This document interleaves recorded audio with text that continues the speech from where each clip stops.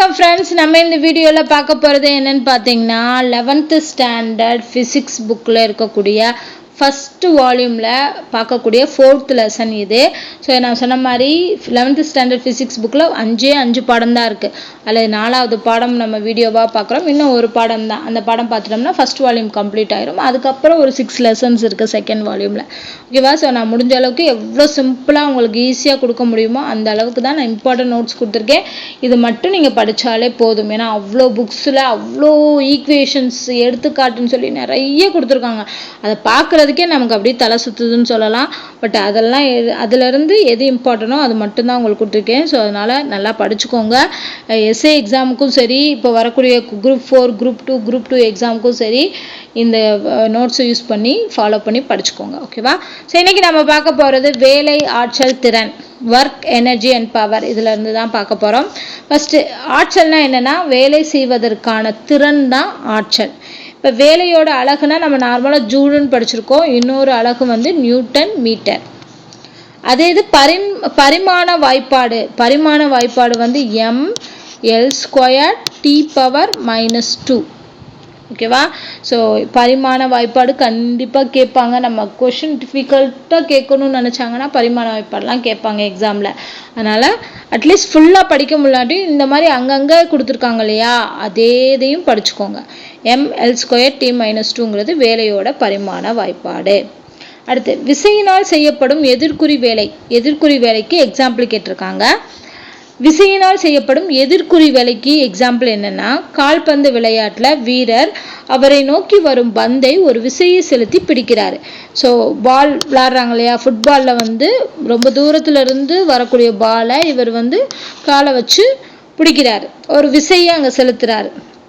இந்த விசையானது பந்தின் இயக்கத்திற்கு எதிர் திசையில பந்து அவரது கையில் ஓய்வு நிலைக்கு வரும் வரை செலுத்தப்படுகிறது. அப்போ அவர் கைக்கு வர்ற வரைக்கும் அந்த பாலுக்கு ஆப்போசிட்டாக ஒரு ஃபோர்ஸ் கொடுக்குறாரு. அதுதான் என்னது, எதிர்க்குறி வேலை. அப்போ விசையால் செய்யப்படக்கூடிய எதிர்க்குறி வேலைக்கு எடுத்துக்காட்டு அந்த கால்பந்து வீரர் அந்த பாலை பிடிக்கிறது தான் அப்படிங்கிறத ஞாபகம் வச்சுக்கோங்க. அடுத்து பொருளின் மீது செய்யப்படும் புவியீர்ப்பு விசையினால் செய்யப்பட்ட வேலை நேர்க்குறி மதிப்பை பெறுகிறது. அப்போ நார்மலாக புவியீர்ப்பு விசையினால் கிராவிடேஷனல் ஃபோர்ஸ்னால ஒரு பொருள் மீது ஒரு வேலை செய்யப்படுறதுங்கிறது பாசிட்டிவ் வேல்யூவாக பெறும். எதிர்க்குறிங்கிறது அதுக்கு ஆப்போசிட்டாக நம்ம ஒரு விசையை கொடுக்குறோம் பார்த்தீங்களா, அதுதான் ஆப்போசிட் வேல்யூக்கும் கொடுக்கும். ஸோ வேலைனா இதுதான். வேலைங்கிறது வேலை செய்வதற்கான திறன் தான் ஆற்றல். இல்லைன்னா வேலை செய்யும் திறமைங்கிறது ஆற்றல் அப்படின்னு சொல்கிறாங்க. இங்கே வேலைக்கும் ஆற்றலுக்கும் ஒரே பரிமாண வாய்ப்பாடு தான் உண்டு. நம்ம என்ன பார்த்தோம், வேலைக்கு பார்த்தது வந்து ml² T⁻². அதே தான் ஆற்றலுக்கும் வரும். ஸோ ஆற்றலுக்கான பரிமாண வாய்ப்பாடும் வேலைக்கான பரிமாண வாய்ப்பாடும் சமம். அடுத்து பொருள் தனது இயக்கத்தினால் கொண்டுள்ள ஆற்றல் இயக்கான ஆற்றல். ஒரு பொருள் இயங்குறதுனால அது ஆற்றலை பெறுது அப்படின்னா அது இயக்க ஆற்றல்னு சொல்கிறோம். அதே இது நிலையாற்றல்னா ஒரு பொருள் தனது நிலைப்பாட்டினால் கொண்டுள்ள ஆற்றல் வந்து நிலையாற்றல். ஓகேவா? ஸோ நிலைப்பாட்டினால் கொண்டுள்ள ஆற்றல் வந்து நிலையாற்றல் அப்படின்னு அழைக்கப்படுகிறது. இந்த ஆற்றலோட அலகு இங்கேயும் நியூட்டன் மீட்டர் தான், ஜூல் தான். வேலைக்கு என்ன அலகோ அதே தான் ஆற்றலுக்கும் இருக்கு. அடுத்து வந்து பார்த்தீங்கன்னா இங்கே சில வேல்யூஸ் கொடுத்துருக்காங்க. 1 எர்க்குனா சிஜிஎஸ் அலகா. 1 எர்க் என்பது 10⁻⁻7 ஜூல். ஒரு எலக்ட்ரான் வோல்ட் அப்படின்னா 1.6 × 10⁻⁻19 ஜூல். ஒரு கலோரி அப்படின்னா 4.186 ஜூல். கிலோவாட் மணி 1 கிலோவாட் மணி என்பது 3.6 × 10⁻6 ஜூல். ஸோ இது வந்து ஆற்றலின் மற்ற அலகுகள். அடுத்து இயக்க ஆற்றல்னா என்னன்னா, ஒரு பொருள் தன் இயக்கத்தால் பெற்ற ஆற்றல் இயக்க ஆற்றல். அனைத்து இயங்கு பொருட்களும் இயக்க ஆற்றலை கொண்டிருக்கும். ஸோ இயங்கக்கூடிய எல்லா பொருட்களுக்குமே இயக்க ஆற்றல் இருக்குன்னு சொல்றாங்க. அப்ப இயக்கத்துல ஒரு பொருள் வேலை செய்வதற்கான திறமையை பெற்றிருக்கிறது, அதைத்தான் நம்ம இயக்க ஆற்றல்னு சொல்றோம். இப்ப இயங்கும் பொருளோட இயக்கத்திற்காக செய்யப்பட்ட வேலையின் அளவுங்கிறது அந்த பொருளோட மாஸ் வேல்யூ, அதே மாதிரி அது எவ்வளோ திசை வேகத்தை சார்ந்தது அப்படிங்கிறத பொறுத்து அமையும். ஓகேவா? இயங்கும் பொருளின் இயக்கத்திற்காக செய்யப்பட்ட வேலை எதை சார்ந்திருக்கும்னா பொருளின் நிறை மற்றும் திசைவேகத்தின் எண் மதிப்பு அவை இரண்டையும் சார்ந்திருக்கும். இதுதான் இயக்க ஆற்றலுக்கான ஃபார்முலாவை கொண்டு வர்றாங்க. KE kinetic energy is equal to 1/2 mv². இதுதான் அதோட ஃபார்முலா. அடுத்து பொருளோட இயக்க ஆற்றல் எப்பயுமே பாசிட்டிவ் வேல்யூவாக தான் இருக்கும், நேர்குறி மதிப்புடையது. பொருளின் மீது விசையினால் செய்யப்பட்ட வேலை பொருளின் இயக்க ஆற்றலை மாற்றுது. ஸோ இயங்கிக்கிட்டு இருக்கக்கூடிய இயக்க ஆற்றலை மாற்றுது இல்லையா, அதுக்கு ஒரு ஃபோர்ஸ்னால நம்ம ஒரு வேலை செய்கிறோம், அந்த வேலைக்கு பேர் தான் இயக்க ஆற்றல் தேற்றம் அப்படின்னு சொல்கிறாங்க. இதுவே வேலை இயக்க ஆற்றல் தேற்றம். ஓகேவா? பொருளின் மீது விசையினால் செய்யப்பட்ட வேலை பொருளோட இயக்க ஆற்றலை மாற்றுது அப்படிங்கிறது தான் வேலை இயக்க ஆற்றலுக்கான தேற்றம். அடுத்து ஒரு பொருளின் நிலையாற்றல் என்பது சுற்றுப்புறத்தை பொறுத்து அதன் நிலை மற்றும் அமைப்பை சார்ந்ததா இருக்கும். ஏன்னா பொருளின் மீது செயல்படும் பல்வேறு விசைகளும் அதன் நிலை மற்றும் அமைப்பை சார்ந்தனால இருக்கும். அதனாலதான் அதோட நிலையாற்றலும் அதோட சுற்றுப்புறத்தை பொறுத்து அதன் நிலை மற்றும் அமைப்பை சார்ந்திருக்கு. அடுத்து ஈர்ப்பு அழுத்த ஆற்றல்னா என்ன? புவியீர்ப்பு விசையால ஒரு பொருள் ஆற்றலை பெறுது அப்படின்னா அதுதான் ஈர்ப்பு அழுத்த ஆற்றல். அது இது மீட்சி அழுத்த ஆற்றல். சுருள்வில்னா என்ன? ஸ்ப்ரிங் நம்ம யூஸ் பண்றோம் இல்லையா, ஸ்ப்ரிங், அந்த ஸ்ப்ரிங் தான் சுருள்வில்னு சொல்றாங்க. விசை மற்றும் சுருள்வில்லோட விசை மற்றும் அது இது போன்ற ஒத்த விசைகளால் பெறப்படும் ஆற்றல் மீட்சி அழுத்த ஆற்றல். ஏன்னா சுருள்வில்லுக்கு தான் மீட்சி பண்பு இருக்கும். மீட்சினா என்ன? எலாஸ்டிசிட்டி, எலாஸ்டிக் பண்பு, அதான் சொல்லியிருப்பாங்க. ஸோ அந்த மாதிரி சுருள்வில் விசை மாதிரி இருக்கக்கூடிய ஒத்த விசைகளால் பெறப்படக்கூடிய ஆற்றல் வந்து மீட்சி அழுத்த ஆற்றல். அடுத்து மின்னழுத்த ஆற்றல்னா என்னன்னா நிலைமின்னியல் விசையால பெறப்படக்கூடிய ஆற்றல் வந்து மின்னழுத்த ஆற்றல் எனப்படும். அடுத்து ஒரு பொருளின் மீது புறவிசை செயல்படும் போது அப்பொருளின் சுழி முடுக்கத்துடன் மாறா திசை வேகத்தில் இயங்கும். எக்ஸ்டர்னல் ஃபோர்ஸ் ஒரு பொருளின் மீது இருக்குதுன்னா அந்த பொருள் வந்து சுழி முடுக்கத்தோட திசைவேகம் மாறாம வேகத்துல இயங்கிக்கிட்டு இருக்கும். அடுத்து மீட்சி நிலை ஆற்றல். சுருள்வில் நீட்சிக்கக்கூடிய அல்லது அமுக்கக்கூடிய விசையினால் சுருள்வில் பெற்றுள்ள நிலையாற்றல். ஒரு ஸ்ப்ரிங் இருக்கு இல்லையா, அந்த ஸ்ப்ரிங்கோட அதை வந்து எக்ஸ்பேண்ட் பண்ணக்கூடியோம் இல்லாட்டி அதை அமுக்கக்கூடியோம், அந்த ரெண்டு விசைகளினால பெற்ற நிலையாற்றலுக்கு பேர் தான் மீட்சி நிலையாற்றல்னு சொல்றாங்க. இதுலயே இந்த மீட்சி நிலையாற்றல் இருக்கு இல்லையா, இந்த சுருள் வில்லுடன் சேமிக்கப்பட்டுள்ள நிலையாற்றலானது சுருள் வில்லுடன் இணைக்கப்பட்டுள்ள நிறையை சார்ந்தது கிடையாது. இது ரொம்ப முக்கியம். இது காரணம் கூற்றுல கூட கேட்கலாம். சுருள் வில்லினுள் சேமிக்கப்பட்டுள்ள நிலையாற்றலானது சுருள் வில்லுடன் இணைக்கப்பட்டுள்ள நிறையை சார்ந்திருக்காது. அடுத்து உராய்வற்ற சூழலில் ஆற்றலானது அமைப்பின் மொத்த ஆற்றல் மாறாதவாறு இயக்க ஆற்றலிலிருந்து நிலையாற்றலாகவும் நிலையாற்றலிலிருந்து இயக்க ஆற்றலாகவும் மீண்டும் மீண்டும் மாற்றமடைகிறது அப்படின்னு சொல்றாங்க. ஸோ இயக்க ஆற்றலிருந்து நிலையாற்றலுக்கு மாறுது, நிலையாற்றலிருந்து இயக்க ஆற்றல். இது வந்து திரும்ப திரும்ப திரும்ப நடந்தது எப்பன்னு பார்த்தீங்கன்னா உராய்வற்ற சூழ்நிலையில. ஒரு பொருளை நகர்த்தும் போது விசையினால் அல்லது விசைக்கு எதிராக செய்யப்பட்ட வேலை பொருளின் தொடக்க மற்றும் இறுதி நிலைகளை மட்டும் சார்ந்தும் பொருளின் தொடக்க மற்றும் இறுதி நிலைக்கு இடையே சென்ற பாதையின் இயல்பை சாராமலும் இருந்துச்சுன்னா அந்த விசைக்கு பேரு ஆற்றல் மாறா விசை. ஓகேவா? ஸோ எதை மட்டும் சார்ந்திருக்கும், ஸ்டார்டிங் பாயிண்ட் அண்ட் எண்டிங் பாயிண்டை மட்டும் சார்ந்து அந்த நடுவில் சென்ற பாதையை சாராமல் இருக்குது அப்படின்னா அந்த விசைக்கு பேரு ஆற்றல் மாற்ற விசை.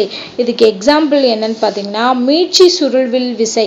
மீட்சி சுருள்வில்னா அந்த எலாஸ்டிசிட்டி இருக்கக்கூடிய அந்த ஸ்ப்ரிங்கோட விசை, அப்புறம் நிலைமின்னியல் விசை, காந்த விசை, புவியீர்ப்பு விசை, இது எல்லாமே ஆற்றல் மாற்றா விசைக்கு எடுத்துக்காட்டு. ஒரு பொருளை விசையினால் அல்லது விசைக்கு எதிராக நகர்த்த செய்யப்பட்ட வேலை தொடக்க மற்றும் இறுதி நிலைகளுக்கு இடையே உள்ள பாதையை சார்ந்திருக்கு. நம்ம அங்க என்ன பார்த்தோம், பாதையை சாராமல் இருந்துச்சுன்னா அது ஆற்றல் மாற்ற விசைன்னு பார்த்தோம். ஆனா இந்த இடத்துல அதுக்கு இடையான பாதையை சார்ந்து இருந்துச்சுன்னா அதை ஆற்றல் மாற்றும் விசைன்னு சொல்றாங்க. இது ரெண்டு தான் டிஃபரன்ஸ் இதுக்கு, ஆற்றல் மாற்றும் விசை. இல்ல உராய்வு விசை, காற்று தடையால் ஏற்படும் விசை, பாகியல் விசை, இது எல்லாமே ஆற்றல் மாற்றும் விசைக்கு எடுத்துக்காட்டு. மேலே இதெல்லாம் என்ன பார்த்தோம்? காந்த விசை, நிலைமின்னியல் விசை, புவியீர்ப்பு விசை, மீட்சி சுருள் விசையெல்லாம் ஆற்றல் மாற்றா விசைகளுக்கு எடுத்துக்காட்டு பார்த்தோம். இது ஆற்றல் மாற்றும் விசைகளுக்கு எடுத்துக்காட்டு. ஸோ இதெல்லாம் நல்லா ஞாபகம் வச்சுக்கோங்க. கண்டிப்பாக எக்ஸாமில் கேட்கலாம். இது கொடுத்துட்டு எதோட எக்ஸாம்பிள்னு கேட்கலாம். அடுத்து, பொருளானது பெரும உயரத்தில் இருந்து விழுந்தால், அதாவது ஒரு பொருளை ரொம்ப தூரம் ஹைட்ல தூக்கி போடுறோம். ஹைட்ல இருந்து போடுறோம் அப்படின்னா அங்கிருந்து விழும்போது அதோட இயக்க ஆற்றல் என்ன செய்யுது? அதிகரிக்குது. அது நிலையாற்றல் குறையுது. ஆனா தரையை தொடும்போது அதன் ஆற்றல் முழுவதும் இயக்க ஆற்றலாக மாறுது. ஓகேவா? மேல இருந்து கீழே விழுகும்போது இயக்க ஆற்றல் இன்க்ரீஸ் ஆகுது, நிலையாற்றல் குறையுது. தரையை தொடும்போது அது எல்லாமே இயக்க ஆற்றலா மாறிடுது. ஒவ்வொரு புள்ளியிலும் நிலையாற்றல் மற்றும் இயக்க ஆற்றல் மாறிக்கிட்டே இருக்கும். ஆனா மொத்த இயந்திர ஆற்றல் எப்போதுமே மாறாது. ஸோ நல்லா ஞாபகம் வச்சுக்கோங்க. இயக்க ஆற்றல் நிலையாற்றல் தான் மாறும், இயந்திர ஆற்றல் மாறாது. அடுத்து ஆற்றல் மாறா விதி. இது ரொம்ப முக்கியம். ஏற்கனவே படிச்சிருக்கோம். ஆற்றலை ஆக்கவோ அழிக்கவோ இயலாது. ஆனால் ஒரு வகையிலிருந்து மற்றொரு வகையாக மாற்ற முடியும். ஆனால் ஒரு தனித்த அமைப்பின் மொத்த ஆற்றல் எப்பவுமே எப்படி இருக்கும்? கான்ஸ்டன்ட் வேல்யூவா தான் இருக்கும், மாறிலியாக தான் இருக்கும். இதுதான் ஆற்றல் மாறா விதி. அடுத்து, இழுவிசையும் பொருள் செல்லும் திசையும் எப்பொழுதும் ஒன்றுக்கொன்று செங்குத்தாக உள்ளதால் இழுவிசையானது பொருளின் மீது எந்தவித வேலையும் செய்யாது.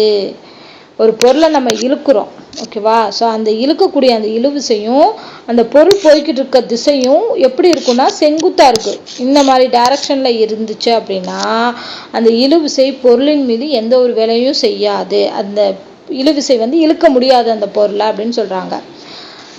புவியீர்ப்பு விசையானது பொருளின் மீது வேலை செய்கிறது. மேலும் அது ஆற்றல் மாற்றா விசை என்பதால் இயக்கம் முழுவதும் பொருளின் மொத்த ஆற்றல் என்பது மாறாது. இங்கேயும் சொல்றாங்க, புவியீர்ப்பு விசை எல்லா பொருட்களின் மீதுமே வேலை செய்யுது. ஆனா அது ஒரு புவியீர்ப்பு விசை என்னன்னு பார்த்தோம், ஆற்றல் மாற்றா விசைனால அங்க என்ன ஆகாது? ஆற்றல் சேஞ்சே ஆகாது. பொருளோட மொத்த ஆற்றல்ல சேஞ்சஸ் நடக்காது. அடுத்து, திறன். திறன்னா என்னன்னா வேலை செய்யக்கூடிய வீதம், இல்லைன்னா ஆற்றல் வெளியிடக்கூடிய வீதம். இதுதான் திறன்னு சொல்றோம். திறனை Pன்னு சொல்றோம். P = W/T. இதுதான் திறனோட ஃபார்முலா. அடுத்து, சராசரி திறன்னா என்னன்னா செய்யப்பட்ட மொத்த வேலைக்கும் எடுத்துக்கொண்ட மொத்த நேரத்திற்கும் இடையே உள்ள விகிதம். ஓகேவா? So total work divided by total time. இதுதான் சராசரி திறன் அப்படின்னு சொல்றோம். உடனடி திறன்னா என்னன்னா ஒரு கன நேரத்துல ஒரு குறிப்பிட்ட டைம்ல வெளியிடக்கூடிய திறன்னா உடனடி திறன் சொல்றோம். திறன் எப்பவுமே ஸ்கேலர் அளவு தான். திறனோட அலகு வாட். இது ரொம்ப முக்கியம். அண்ட் இதோட பரிணாம வாய்ப்பாடு mL² T⁻⁻3. ஓகேவா? வேலையின் திறனுக்கு T⁻−2ன்னு பார்த்தோம். இந்த வேலை மற்றும் ஆற்றலுக்கு பார்த்தோம். திறனுக்கு T⁻−3 போட்டிருக்காங்க. அடுத்து, ஒரு வினாடியில் ஒரு ஜூல் வேலை செய்யப்பட்டால் அதோட திறன் 1 வாட். இதை கிலோவாட், மெகாவாட், ஜிகாவாட்னு சொல்லி உயர் அலகுகளாலையும் குறிக்கலாம் திறனை. ஓகேவா? ஸோ வேல்யூஸ் இன்க்ரீஸ் ஆக கிலோவாட், மெகாவாட், ஜிகாவாட்னு சொல்லி திறனை குறிப்பிடலாம். அண்ட் அதுக்கான ஒரு சில வேல்யூஸும் கொடுத்துருக்காங்க. 1 கிலோவாட்னா என்ன? 1000 வாட். 10⁻³ வாட். மெகாவாட்னா 10⁻6 வாட். ஜிகானா 10⁻9 வாட். ஸோ இதெல்லாம் ஞாபகம் வச்சுக்கோங்க, கண்டிப்பாக கேட்பாங்க. அடுத்து, மோட்டார்கள், இயந்திரங்கள் மற்றும் சில தானியங்கி வாகனங்களுக்கு குதிரை திறன் அப்படின்னு சொல்லி அழைக்கப்படக்கூடிய திறனோட அலகு பயன்படுகிறது. இது பழைய அலகு இல்லை, யூனிட். வணிக ரீதியாக இன்னும் பயன்பாட்டில் இருக்குன்னு சொல்றாங்க. ஹார்ஸ் பவருங்கிறத ஹெச்பின்னு சொல்கிறோம். குதிரை திறன். இது மோட்டார், இயந்திரங்கள், அப்புறம் ஆட்டோமேட்டிக் காரு, இதில் எல்லாத்துலேயுமே ஹார்ஸ் பவர் தான் யூஸ் பண்ணுறாங்க. ஒரு ஹார்ஸ் பவருங்கிறது எவ்வளோ வாட்னா 746 வாட். இது ரொம்ப ரொம்ப முக்கியம், மார்க் பண்ணிக்கோங்க. அதுலேயே சில வேல்யூஸ் கொடுத்துருக்காங்க. 1 மின் அலகு, ஒரு யூனிட். நம்ம வீட்டிலலாம் சொல்கிறாங்களா இத்தனை யூனிட் கரண்ட் ஓடி இருக்கு அப்படின்னு. அது 1 கிலோவாட் ஹவர். 1 கிலோவாட் மணி. 1 கிலோவாட் மணியில் வேல்யூஸ் போட்டிருக்காங்க பாருங்க. ஒரு மின் அலகுங்கிறது 3600 × 10⁻³ WS. அதே இது ஜூலில் சொல்லணும்னா 3.6 into 10 power 6 ஜூல். அப்போது 1 கிலோவாட் மணி என்பது 3.6 into 10 power 6 ஜூலுக்கு சமம். ஸோ இது எவ்வளோ வேல்யூன்னு ஈக்குவல் பண்ணி பார்த்துக்கோங்க. அடுத்து மின் ஆற்றல் நுகர்வுக்கு கிலோவாட் மணி என்ற அலகில் மின் கட்டண பட்டியல் தயாரிக்கப்படுகின்றன. நம்ம வீட்டிலலாம் யூஸ் பண்ணுறோம் இல்லையா, அதுக்கு வந்து கிலோவாட் மணிக்கு தான் கால்குலேட் பண்ணி தருவாங்க. ஒரு அலகு மின் ஆற்றல் என்பது 1 கிலோவாட் மணி ஆகும். இந்த கிலோவாட் ஹவர் என்பது ஆற்றலின் அலகு, திறனின் அலகு கிடையாது.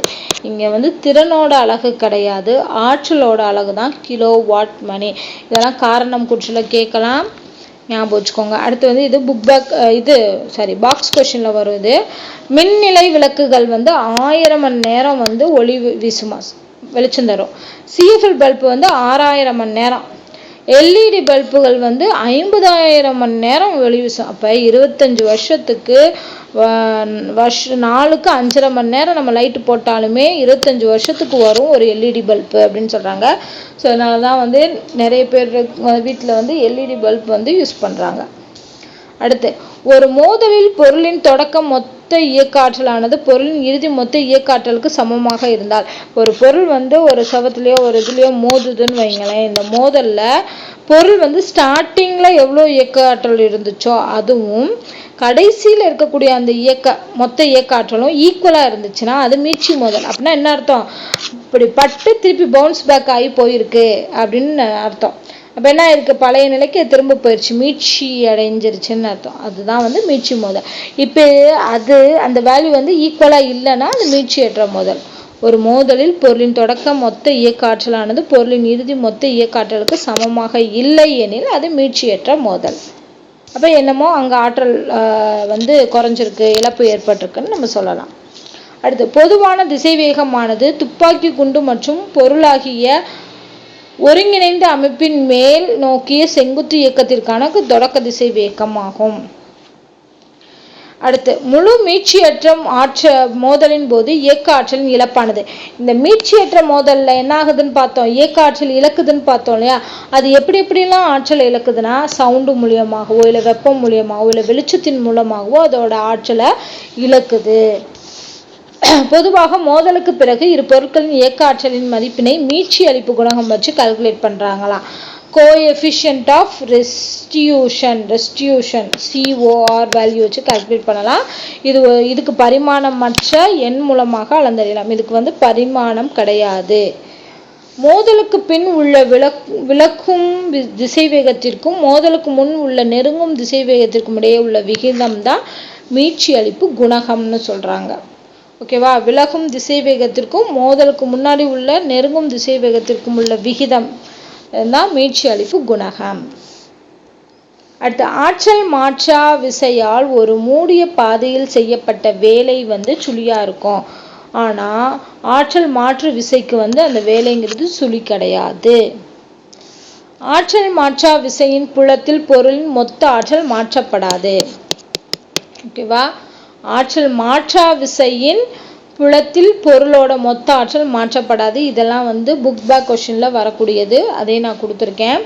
மீட்சி மற்றும் மீட்சியற்ற மோதல்கள் இரண்டிலும் அமைப்பின் மொத்த நேர்கோட்டு உந்தம் மாறவே மாறாது. ஓகேவா, இந்த ரெண்டுலையுமே மொத்த நேர்கோட்டு உந்தம் மாறாது. மீட்சி மோதல்களின் அமைப்பின் இயக்க ஆற்றல் மாறாது. ஒரு அமைப்பின் நிலையாற்றல் உயர்கிறது எனில் ஆற்றல் மாற்றா விசைக்கு எதிராக அமைப்பினால் வேலை செய்யப்படுகிறது என்று பொருள். ஸோ இதெல்லாம் வந்து புக்குக்கு பின்னாடி உள்ள புக் பேக் கொஷினில் வரும் இல்லையா, இதோட அதையும் நான் ஒன்லைனஸாக இங்கே வந்து கொடுத்துருக்கேன். ஸோ அவ்வளோதான் இந்த பாடம், வேலை ஆற்றல் திறன் அப்படிங்கிற பாடம். ஸோ இதோட வந்து நம்ம 4 லெசன்ஸ் வந்து கம்ப்ளீட் பண்ணிட்டோம். இன்னும் ஒரே ஒரு லெசன் தான் இருக்குது, ஃபிசிக்ஸோட ஃபஸ்ட்டு வால்யூமை கம்ப்ளீட் பண்ண. கண்டிப்பாக அதையும் முடிச்சலாம். ஸோ இந்த வீடியோ உங்களுக்கு பிடிச்சிருந்தா லைக் பண்ணுங்கள், ஷேர் பண்ணுங்கள், டவுட் இருந்தால் கமெண்ட் பண்ணுங்கள், அண்ட் நம்ம சேனலை சப்ஸ்கிரைப் பண்ணிவிட்டு சப்போர்ட் பண்ணுங்கள். நன்றி.